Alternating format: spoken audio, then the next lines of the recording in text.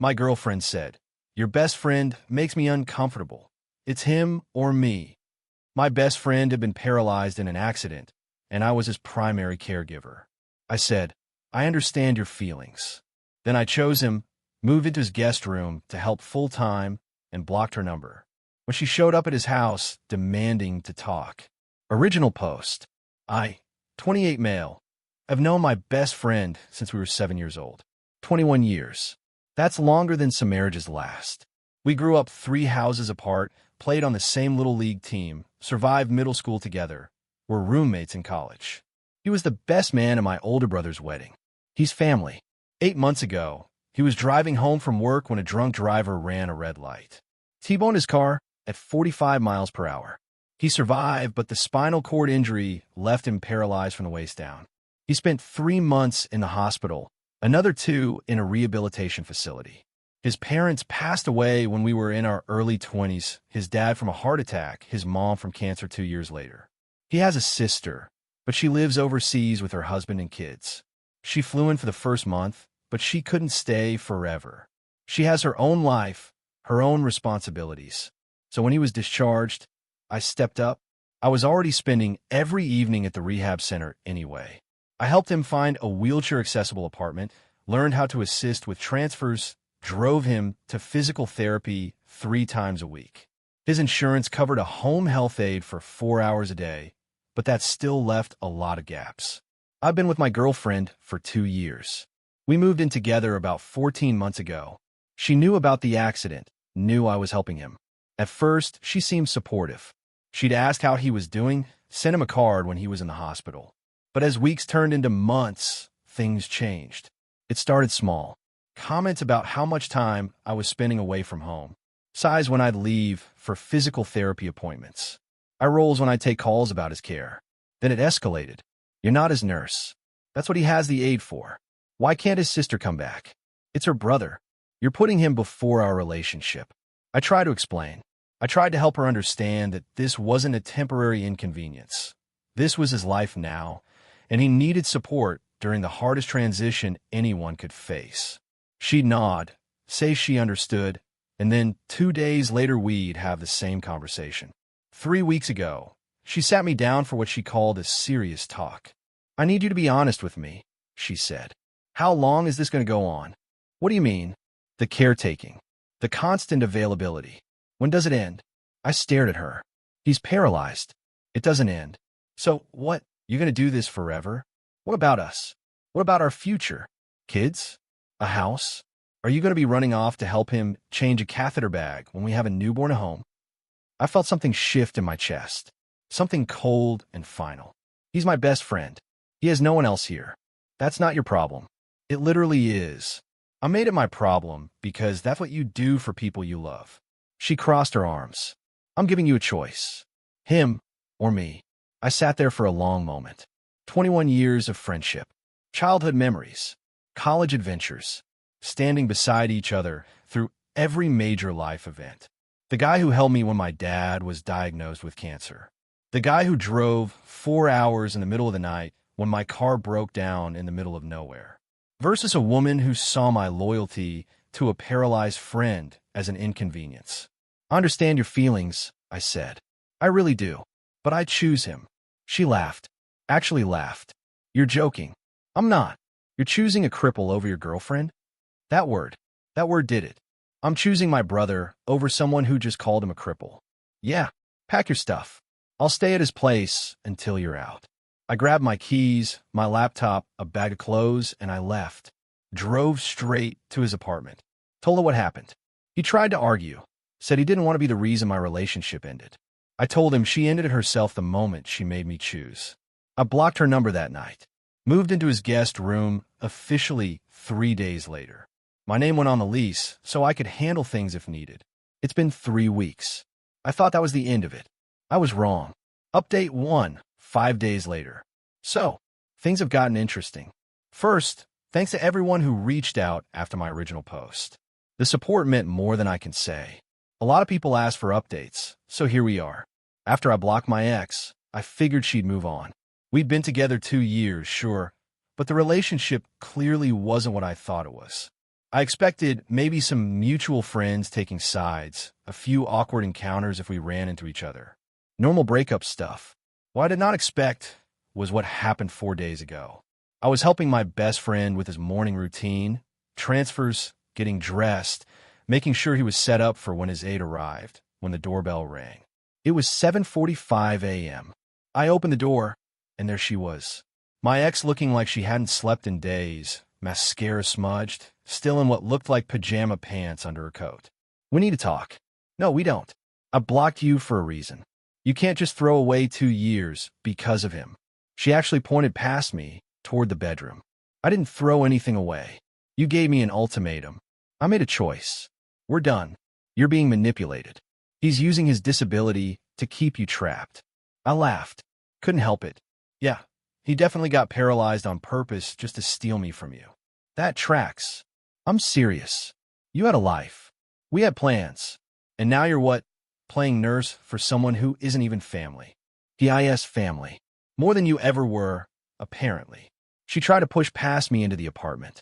Actually tried to shove me aside. I want to talk to him. I want him to hear what he's doing to us. You're not coming in here. This is ridiculous. Let me in. My best friend's voice came from behind me. He'd wheeled himself to the hallway. Ma'am, you need to leave. You're not welcome here.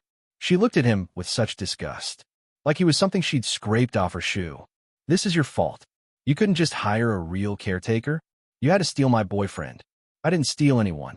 He chose to be here. And you need to leave before I call the police. She laughed. And tell them what? That your little servant's ex-girlfriend stopped by to talk. That you're trespassing and attempting to force entry into my home. Leave. Now. Something in his voice must have gotten through because she stepped back. But she wasn't done. You're going to regret this, she said to me. Both of you. When he realizes you've wasted your life on someone who can't even walk, don't come crawling back to me. She left. I closed the door, locked it, and stood there shaking. My best friend wheeled over and just sat there with me in silence for a while. You okay? He finally asked. Yeah, you. Been better. Been worse. He paused. You sure about this? Staying here? You don't have to. Stop. I'm sure. I've never been more sure of anything. That should have been the end of it. Should have been. But yesterday, I got a text from my ex's mom. I'd never blocked her number because, honestly, I forgot it existed. You should be ashamed of yourself. Abandoning my daughter for some cripple. She's devastated. You owe her an apology and a conversation at minimum. I screenshotted it, sent it to a couple of friends as evidence in case things escalated, and then blocked her too. Then this morning, I found out my ex has been telling people I cheated on her. That the real reason we broke up is because I was sleeping with my best friend's home health aide. The aide is a 58-year-old grandmother named who's been doing this job for 30 years. She thought it was hilarious when I told her.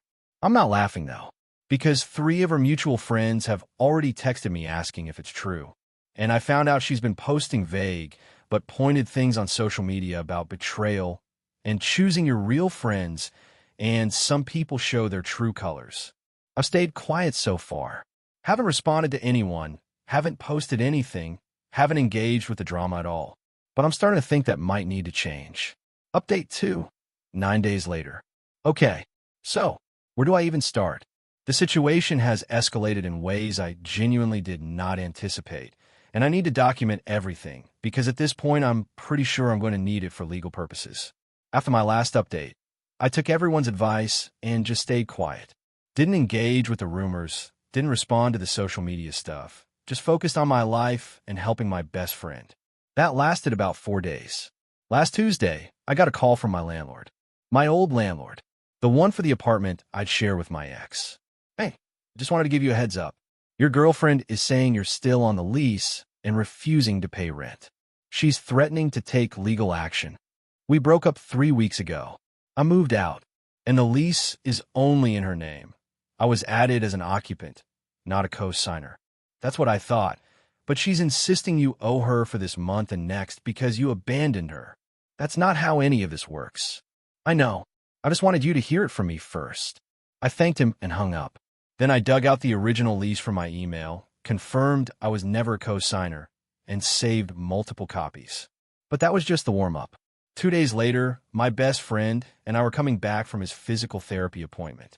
We pulled into the parking lot of his apartment complex, and there was my ex standing by my car with her mom. My stomach dropped. "Stay in the car," I told him. "Lock the doors. I can handle myself." "I know you can, but I don't want you anywhere near this." I got out and walked toward them. Her mom started in immediately. "There he is, the man who ruined my daughter's life. Ma'am, I need you both to leave. We're not leaving until you agree to pay what you owe. First and last month's rent. That's only fair after you walked out. I don't know anything.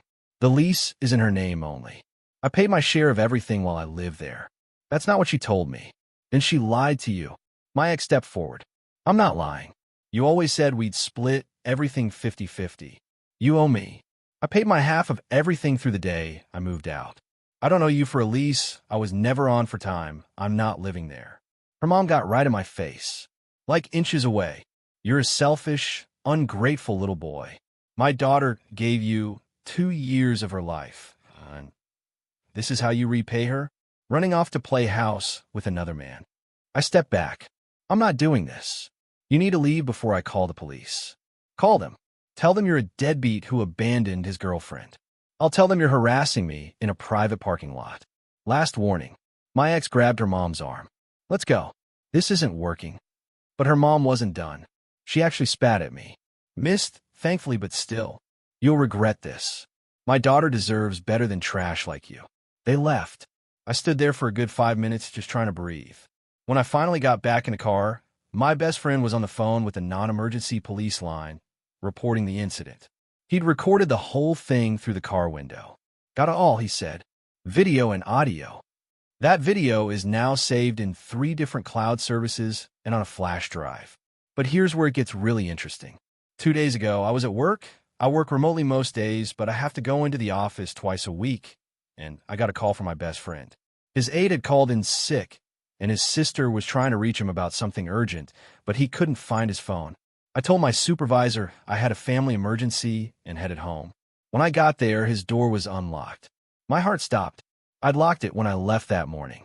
I always lock it. I pushed it open slowly, and there was my ex inside his apartment, going through his desk. "What the hell are you doing?" She jumped about a foot in the air. The door was open." "No, it wasn't." "How did you get in?" "It was unlocked." You broke into his apartment. You're literally committing a crime right now." "I didn't break anything. The door was open." My best friend wheeled out of his bedroom. He'd been in there the whole time, unaware anyone had come in because she'd been quiet. "What's going on?" "Call the police. Now." My ex bolted, just ran right past me and out the door.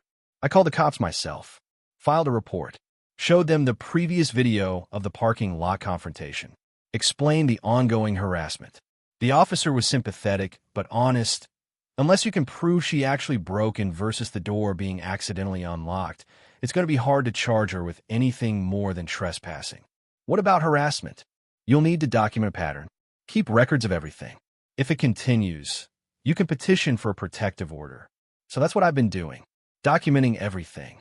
Every text that's gotten through from numbers I haven't blocked yet. Every social media post. Every witness account of her spreading lies. But I'm done being passive. Yesterday, I talked to a lawyer.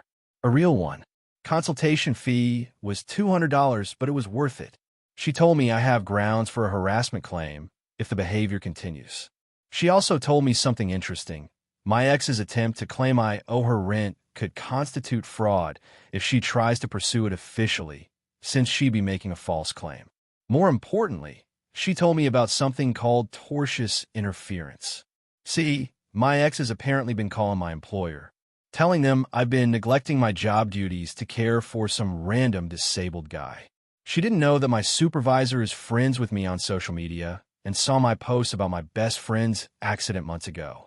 When my ex called pretending to be a concerned colleague, my supervisor recognized her voice from a company picnic last year. My supervisor told HR. HR has it documented. If my ex's calls had gotten me fired, I would have had grounds to sue her. They didn't. My supervisor actually commended me for my dedication to a friend in need, but the fact that she tried? That's a pattern. That's harassment. That's potentially actionable. I'm meeting with the lawyer again next week to discuss next steps.